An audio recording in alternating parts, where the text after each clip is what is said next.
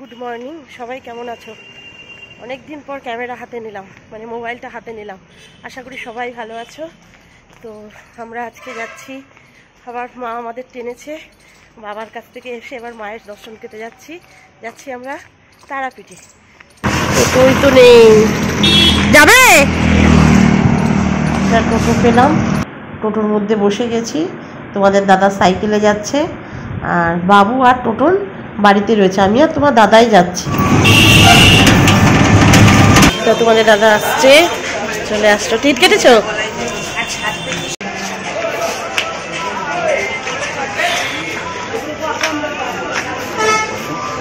চলে এলাম স্টেশনে, ট্রেন ধরবো এখন এখান থেকে যাবো নৈহাটিতে, নৈহাটি থেকে পরে ট্রেন ধরবো। চলে এসেছি নৈহাটি স্টেশনে। এবার এখান থেকে কি ট্রেন আছে, আমাদের ট্রেনটার নাম কি? রামপুরহাট শিয়ালদা। আমি একটু দুধ চা খাবো। হ্যাঁ, ও দুধ চা খায় না তো। যাক, আধ ঘন্টা এখনো দেরি আছে।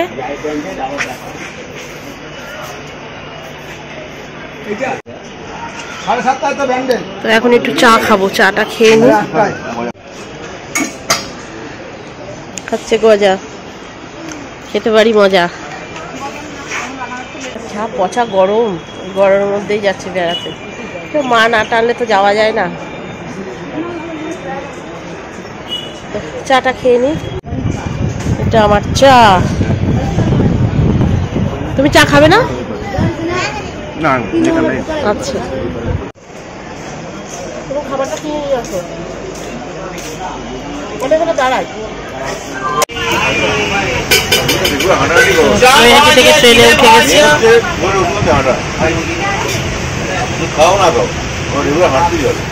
দুজনাই জানলার ধারে পেয়েছি।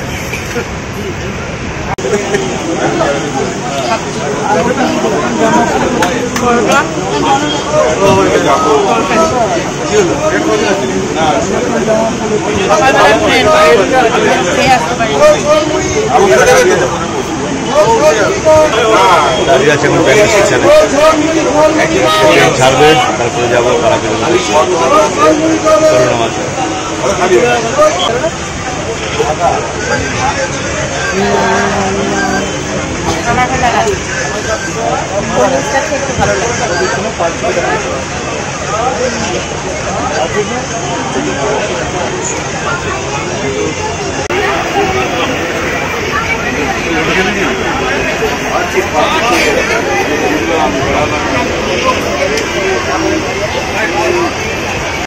দাঁড়িয়ে রয়েছে একটা স্টেশন আছে, পালশিট স্টেশন দাঁড়িয়েছে, সিগন্যাল পাইনি তার জন্য দাঁড়িয়েছে।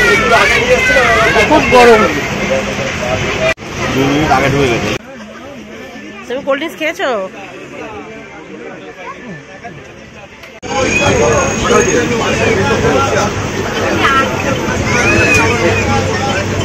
দেখো,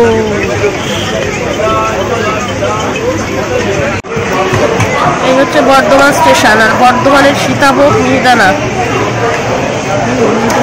স্টেশনের মধ্যেই বিক্রি হচ্ছে। তো নেমে গেলাম আমরা রামপুরহাট স্টেশনে। এবার এখান থেকে আমরা যাব টোটো বা সেটেল গাড়ি, না কি গাড়ি বলে, ওই গাড়িতেই যাব। দেখো কতটা ভিড়।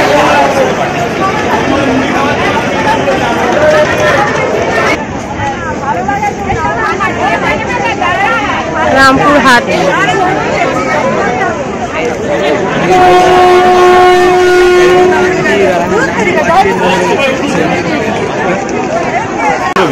এত ভিড় আর এত রোদ, মানে বলার মতো না। প্রচন্ড ভিড়, মানে প্রচন্ডই ভিড়। ভিড়টা কমুক, তারপর আমরা আস্তে আস্তে উঠি। পৌঁছে গেলাম আমরা তারাপীঠে। তাই এবার একটা হোটেল ঠিক করে নিই, কারণ এতটাই গরম আর এতটাই রোদ। এখন তো আর মন্দিরে যাবো না, যাবো সন্ধ্যেবেলার দিকে। হোটেলে ঢুকে একটু ফ্রেশ হয়ে দুপুরের খাবারটা খেতে আসলাম। এই হোটেলটা খুব নাম করা হোটেল, শঙ্করের হোটেল। দেখি খাবারের তালিকায় কি কি আছে। এখানে দেখি আবার কুমড়ো ফুলও আছে, তার মানে কুমড়ো ফুলের বড়াও হয়, বুঝতে পারছি।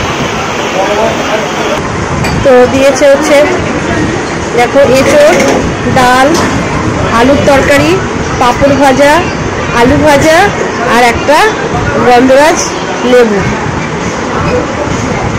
দাদারও সেম একই জিনিস। কেমন? ভালো। ডাল দিয়ে প্রথমে মাখি, মুগের ডাল।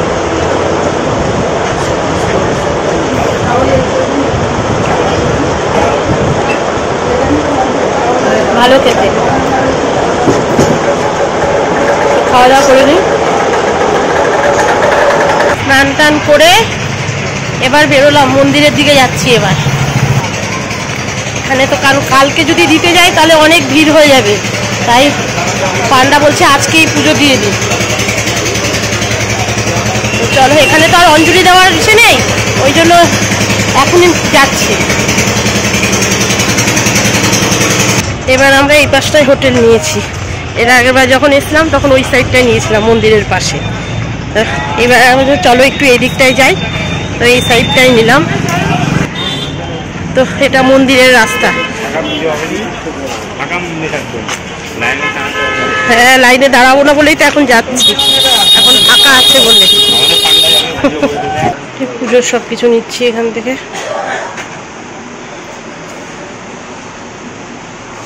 মালা, প্রসাদ, আলতা, সিঁদুর সব। লাইন আছে, হালকা লাইন আছে। হ্যাঁ, অল্পই আছে। মন্দিরের ভেতরে দাঁড়িয়ে রয়েছে, এবার লাইন দিয়েছি।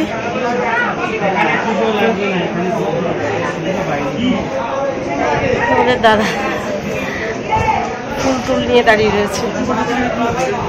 পুজো দিয়ে নি, তারপরে তোমাদের সাথে কথা বলবো, কারণ পুজোটা তো মন দিয়ে দিতে হবে।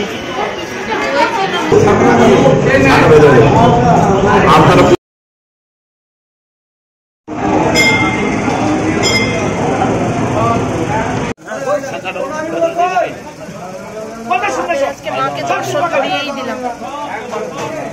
লম্বা হাতে যেন লম্বা করে দেবেন মায়ের গলায়।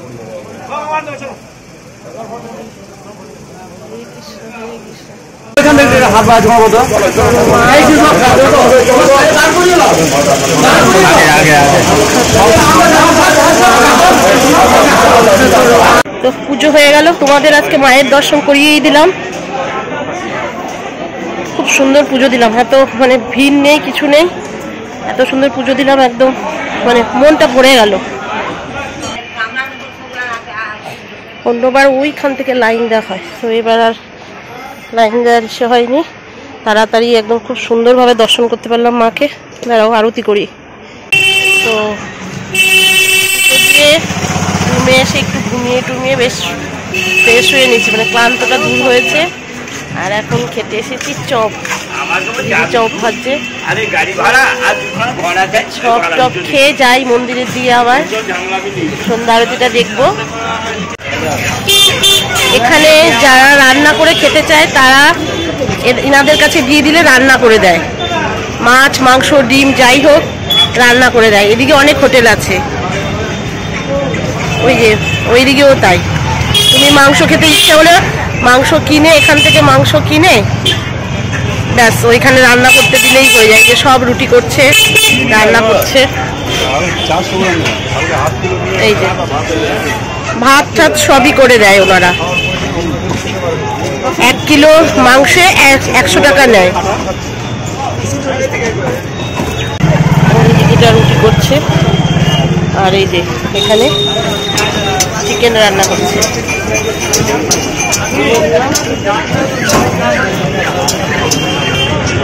হ্যাঁ, তো দুধারেই অনেক হোটেল আছে এখানে, মানে রান্না করে দেয়। তো সবাই একসাথে আসলে এই একটা সুবিধা,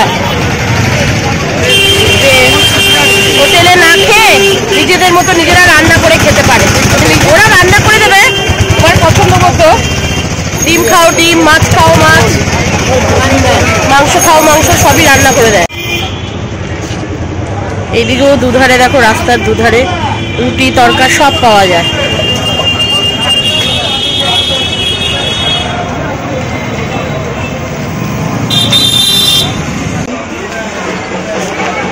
তো ঘুরে ঘুরে দেখছি, আজকে একটু ফাঁকাই আছে, কালকে হবে ভিড়।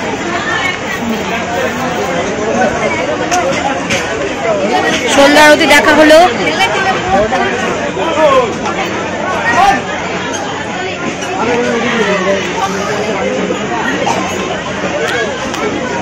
দোকান কতগুলো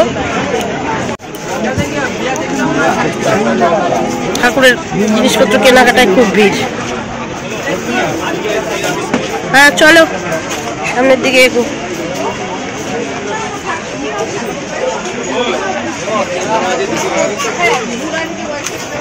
এর আগেও এসে আমরা ল্যাংচা খেয়েছি। আমি 25 টাকা পিস এক একটা, আর ওটা 12 টাকা। রসগোল্লা 7 টাকা।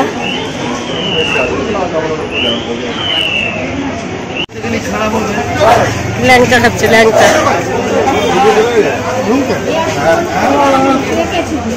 একটা ল্যাংচা আর একটা রসগোল্লা। আমি খাবো না।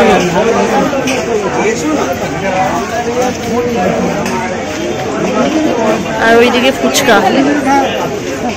এটা হয়েছে ভারত সেবাশ্রম। তো আজকে পরের দিন সকালবেলা, কালকে ভালোই ঘুরে ফুরে রাত্রেবেলা ভালোই ঘুম হলো, তাই একটু ভারত সেবাশ্রমে আসলাম।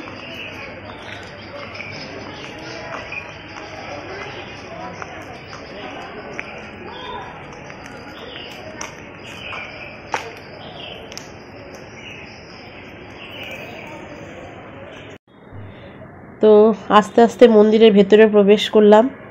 আর মন্দিরটা এতটাই সুন্দর আর এতটাই শান্ত পরিবেশ, মানে কি বলবো, আর বসে থাকলে মনটা একদম মনটা একদম জুড়িয়ে যায়। তো তোমরা একবার আসলে এখানে ঘুরে যেও, ভারত সেবাশ্রমে ঘুরে যেও, মন্দির দর্শন করে যেও। তো আশা করি তোমাদেরও ভালো লাগবে। খুবই সুন্দর, মানে না দেখলে না, মানে সামনে থেকে না দেখলে বোঝা যাবে না, এতটাই সুন্দর পরিবেশ আর এতটা সুন্দর মন্দির। কালকে এত ভিড় ছিল না, আজকে যতটা ভিড় আছে দেখো, আজকে কিন্তু প্রচুর ভিড়।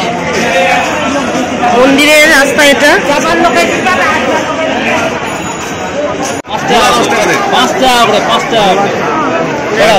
মন্দিরের সামনেটা এটা।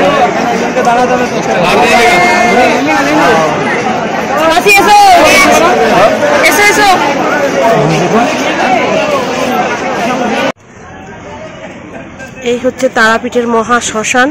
কালকে তোমাদের দেখাতে পারলাম না, রাত হয়ে গেছিল বলে, তাই আজকেই আসলাম সকালবেলা।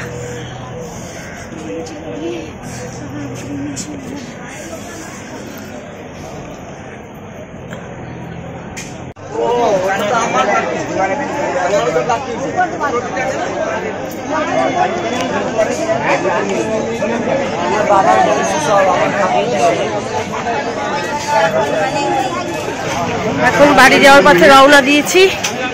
12:30-এর ট্রেন। ও আস্তে আস্তে স্টেশনের দিকে যাই। 10:30 বেজেই গেছে। এখান থেকে 40 মিনিট মতো লাগে। এই বাড়ি ফিরলাম। আর এত গরম, ক্যামেরাটা যে হাতে নিয়ে যে রামপুরহাট স্টেশনেই কথা বলবো সেটা আর হলো না, এত ভিড় ছিল। তো যাক, ব্লগটা এই পর্যন্তই থাকলো। যদি কোথাও ভালো লেগে থাকে অবশ্যই লাইক, শেয়ার, কমেন্ট করো। আর কাছের বন্ধু, দূরের বন্ধু সবাইকেই জানাই অনেক অনেক ভালোবাসা। তো ভালোই জার্নি হলো আমাদের, খুব ভালো লাগলো। একদিনের ট্যুর ছিল। তোমাদের দাদা আসছে, আমি ভ্যানে করে চলে এসেছি। তো টাটা।